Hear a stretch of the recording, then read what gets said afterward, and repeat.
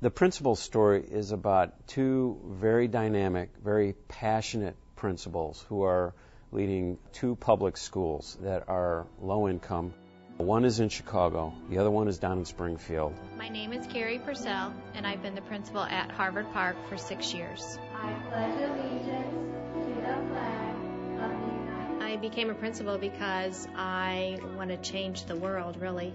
And I believed that I had the skill set to help teachers become better teachers so that students could be more successful in the classroom and in life. My name is Tresa Dunbar, and this is my second year as principal of Henry H. Nash Elementary School. Good morning, how are you? Being a principal is a wonderful way to affect change in the world. Children are going to go out into the world and do great things, my children, and I get to be a part of that. It takes so many skills. You've got to be a visionary. You have to be able to articulate a vision and bring people on board. You have to be a team builder and a team leader, but also empower your teachers, respect them. You've got to be a part social worker, part therapist. You've got to be a politician working with central office. You've got to be able to manage a budget. You've got to be able to deal with irate parents. Every day it's something different. And it takes an extraordinary person, really. My first year I stood on every single porch. I went to everybody's house my first year to let them know who I was, that I was happy to be at Harvard Park, that I was happy to have their child, and that I was here to be of service to them. Welcome to ISET night. We're really, really, really glad that you're here. We know that we can't do this work without your help and support. So we thank you so much for really caring about your children. We probably interviewed a total of about 25 different principals, and we were really impressed with Teresa's passion. She was a new principal. We were starting with her in her second year. She had been assigned a really difficult school. The school had been on probation for 12 years. Before I became principal here at Nash School, there was a real struggle with leadership. The school had 6 principals over a 5-year period. And we've been at the bottom of state school testing for a number of years. As a result of this, we find ourselves in a very scary place. If our scores don't continue to rise and rise dramatically, we may be facing closure. I think it's going to be a very interesting year. I think I'm going to learn more this year than I did last year.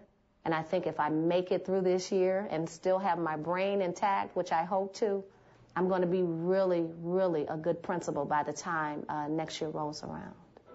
How's my good buddy doing today? How's my good friend Norel doing? How was the bus ride yesterday? Kerry Purcell was an interesting contrast to Teresa because Kerry was a veteran. Kerry, that we found her in her 6th year. She had taken over a school similar to Teresa's. When she took over 6 years ago, it was the test scores were in the gutter, as she says in the film. It was at the bottom of state school testing. And over that 6-year period, she brought the school up so that by the time we met her, that school had met what's called AYP, Annual Yearly Progress, which is a standard set by the state, as well as she was on the Illinois Honor Roll. So she had made incredible strides in changing and turning that school around like it was just a huge ship. 20 to 50? I thought it worked out. What'd you say? I thought it worked out. That's awesome. How? Oh my gosh, Nina. 105, 149. We test our kids every month on how many words that they can read per minute. And you know what? Not to get into your private business, but if you would come to school more often, your score would go lickety-split up. I want my kids to know their number and when they've shown improvement. David Mackey. 42 to 67. Good job. Did everybody go up? Yeah. 133. That's like 5th grade. Good job, Daryl. Good job, Daryl. Are you making fun of me? No. All right. It was really satisfying to be able to really give these two people who represent so many other people across the country, to give them their due and to really show to people this is what it's like. And this is what's going on in schools all across the country. Today we're having a walkthrough, which is when representatives from the area office come and they walk around and observe our school and give us pointers on what they think we can improve. The walkthrough process is very important because it helps us instructionally to know how we can do a better job, and I think it's valuable.